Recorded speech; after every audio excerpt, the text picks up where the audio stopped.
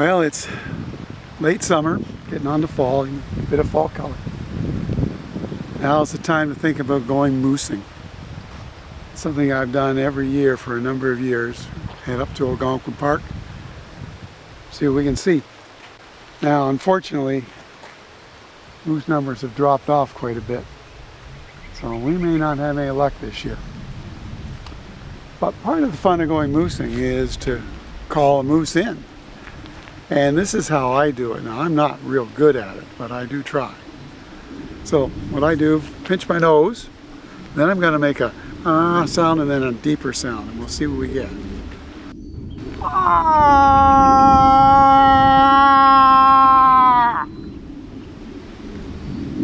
Ah!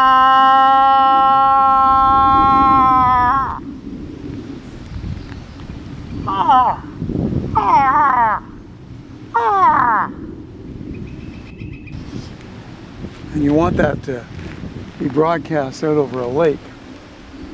You choose open areas like this because moose are forest animals, so they use their ears to locate each other, and the sense of smell, and also some sight. So a bull comes out in an open area like this, his antlers are going to flash white, and the cow's going to be able to see him. But he has to know the cow's there, and she, when she is ready to breed, calls them in.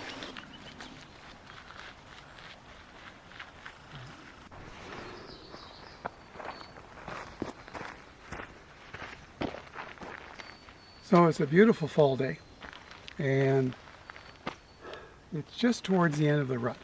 So we're going to try and call moose. Ah! Ah!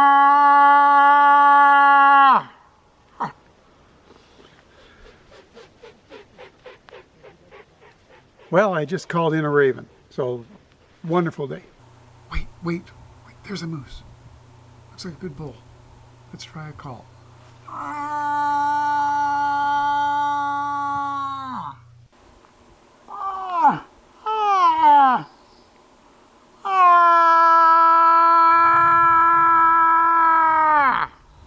There! Oh! Boy, that's exciting. This is why you do it. The opportunity to see these magnificent creatures in the wild. Let's just watch them for a second. A word of caution about calling. Some parks do not allow you to do it. There's a case in Yellowstone where somebody called in a grizzly and the grizzly killed him. So they've outlawed calling. If you're going to do it carefully. Remember, you're calling in a very large animal and they're expecting a mate, not you. So, I'm talking about moosing. And one of the things I think is interesting to think about as you get out in the woods and start looking at a nice fall day for moose is, how did the moose get here? What's their backstory? The first thing you need to know is that moose are a member of the deer family. Like all deer, they have antlers. There are 5 types of deer in North America: the white-tailed deer, the mule deer, the caribou, also known as the reindeer in Europe and Asia, the wapiti, or elk, and the moose. The moose is the largest.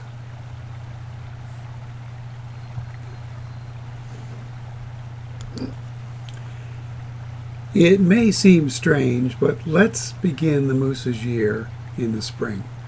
The spring is one of the toughest times for these animals. They've endured winter, they are covered with ticks, and they've lost a lot of their coat. As they scrape off the ticks, they're also scraping off their coat. And that can be deadly if a cold snap comes along, or if they get a lot of rain followed by very cold weather.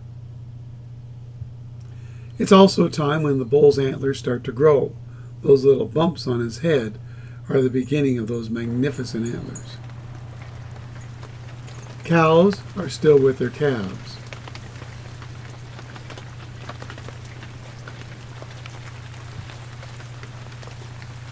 This cow probably gave birth to twins, but only one has survived.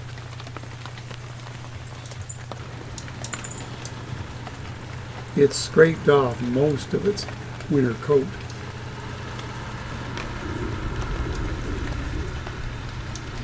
The spring is a good time to see moose because they come to the roads. Salt that was used to keep the roads free of snow.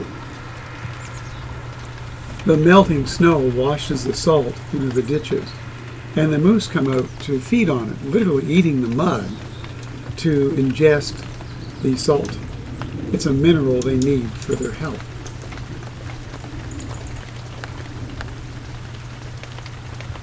Moose moms are pretty defensive of their calves. They've been known to chase off wolves, even people. But this calf doesn't know that it will soon be chased off itself. Her mom is expecting, and soon she'll go off on her own to give birth. The calf has to have learned in this last year everything it needs to survive, and she probably will. If they make it to a year, their chances of survival are not bad. If only warm weather would come.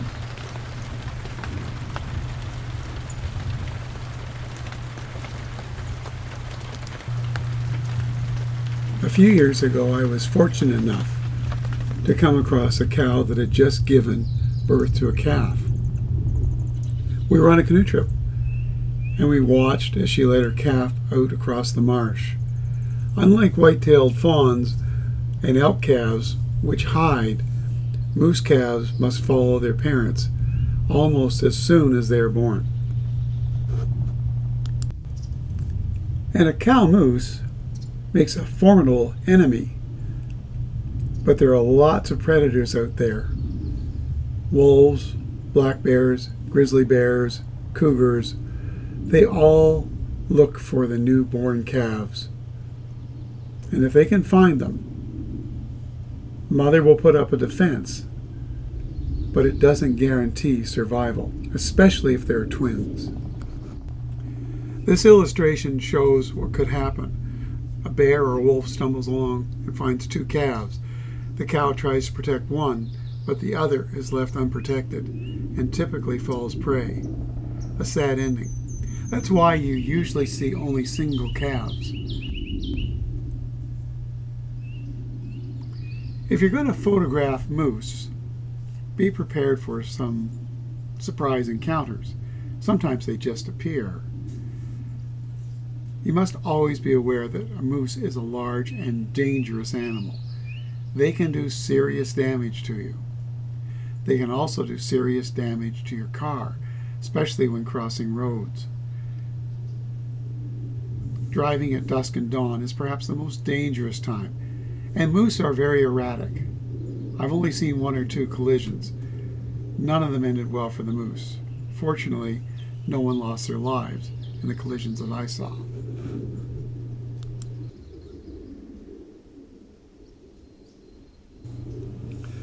Calling moose is really a fall activity, but moose viewing in the spring can be excellent because moose in the spring and the summer feed on water plants, and they can dive 3-4 meters down to get them, which is pretty impressive. So if you spend some time canoeing, you are almost certain to see a moose, especially in early July, late June. Summertime is a time for growth. It's a time for the cows to replenish their body mass. It's a time for the calves to grow and become independent. It's a time for the bulls to ensure that they get the right amount of nutrients to grow strong antlers. This series of sketches shows how the antler grows from a bud, gradually larger over the summer, and then by August it reaches full size. And then the moose scrapes off the velvet, and you have the hardened, mature antlers that will be used for the battles to come. Most of the days are spent feeding. They are ruminants, and like cattle, they chew cud, and so they will find a safe place to lie down and rest while they ruminate.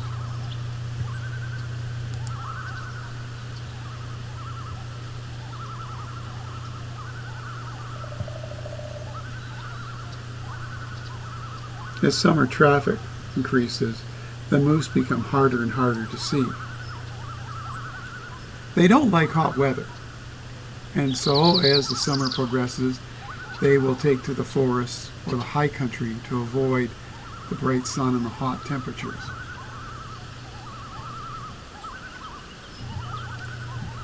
Moose antlers, when they grow, are covered by a layer of skin called velvet, and that velvet protects the growing antler. The antler is a type of bone, but it lacks marrow. Blood vessels carry calcium to the moose's head, and the antler begins to grow. By the end of the summer, it will be full grown. The richer the habitat, the larger the antlers grow. Manitoba's Riding Mountain National Park has some of the largest bodied moose in the world, but the nutrients aren't as good as places like Algonquin, so the antlers on the bulls are not as big. Cows are replenishing their strength too.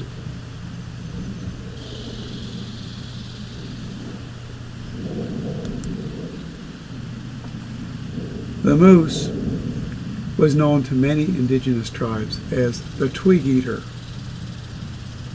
It browses on trees. Their diet changes over the course of the summer. They go from feeding in wetlands to feeding in the forest. And in the fall, it will be the forest that sustains them. They will come down to the water to drink, but not very often to feed.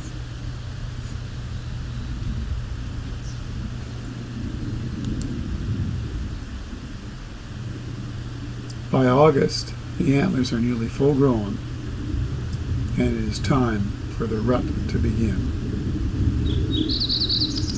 If you're looking for moose, you want to look for moose tracks. That's the first clue that there's one around. And learning to follow the tracks is a skill that you might want to develop. Bull tracks often have the dew claws showing, where cows' tracks don't.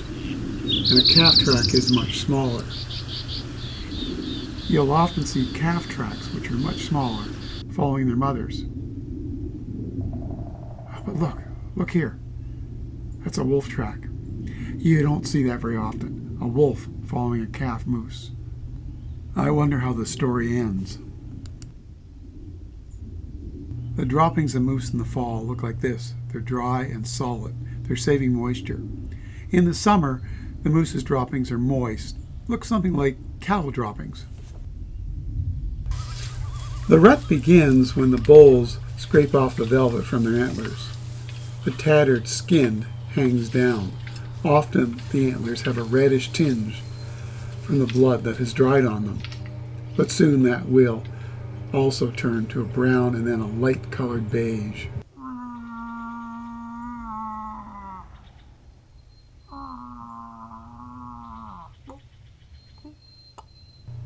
And now it's time for the bull to find the cow. The problem is, most moose live in forests, and finding the cow isn't easy.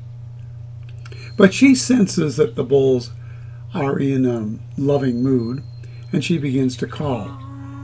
And her calls are picked up, and the bulls will come towards her. Now, not just any bull will do. A cow looks at the size of the bull's antlers. Size matters. The bigger the antler, the more attractive the bull is. Still, the little guys hang around, hoping that they might too get lucky. The size of a bull's antler tells the cow something about the bull's age. Mature males in their prime tend to have the biggest antlers in the population, but it also tells them about this animal's success. hasn't been able to get out and get enough food. In many species of ungulates, the males will go off on their own and they will go into more dangerous areas where they're more exposed to predators. But they're also getting higher quality food. The females stay closer to safe areas where the food may or may not be as good. A male that takes those risks shows, by the size of his antlers, just how healthy he is. He's been able to withstand predation. This is a Flehmen display. A bull has sniffed a cow's urine, and he has something in his mouth called a Jacobson organ. And if he senses through that organ that she is in heat, he does this. Now it signals to other bulls that there is a cow that is ready to breed. Open areas like the spot behind me are good spots to look for moose in the early fall.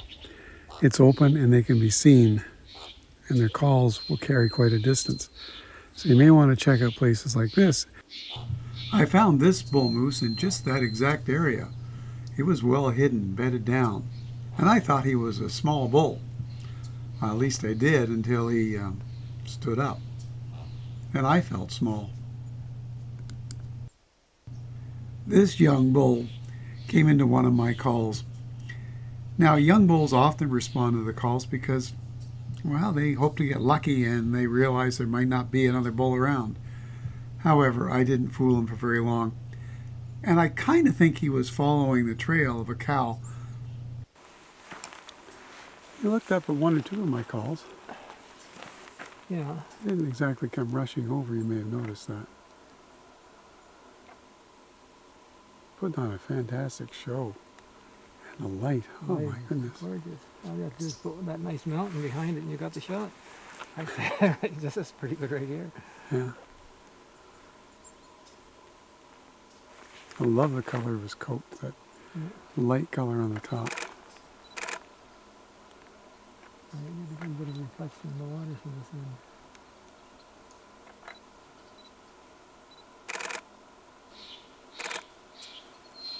Oh, that's a nice color. Mm-hmm.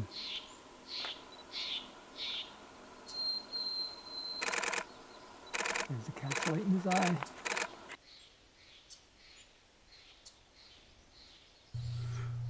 Of course, it doesn't always happen like that.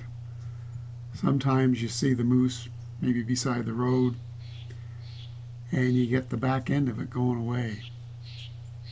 That can be very frustrating. And yet, somehow it is still spectacular. In Ontario, at least in Algonquin Park, the rut is pretty much over by the 1st of October. They'll continue to seek each other out, but they're not as likely to come into calls. It's just pure luck if you get to see them. Although you can improve your luck if you know where the moose are going to hang out. Look for them in the spruce forest. Look for them in the hardwood forest, up high. Look for them along the side of the roads when they come down to feed. You might get lucky.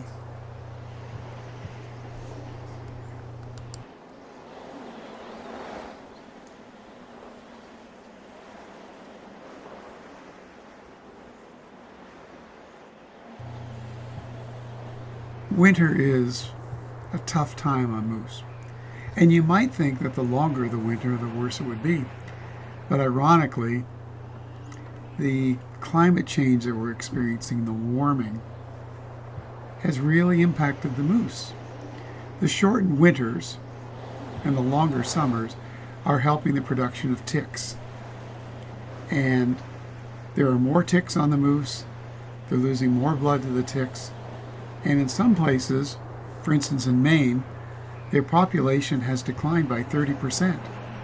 And that's all due to climate change. Moose are extraordinarily well equipped to deal with the rigors of winter. Their long legs will carry them through the snow. They're able to eat twigs. You may not realize it, but winter is lacking a key resource. There's no water. So moose have adapted to be able to eat snow.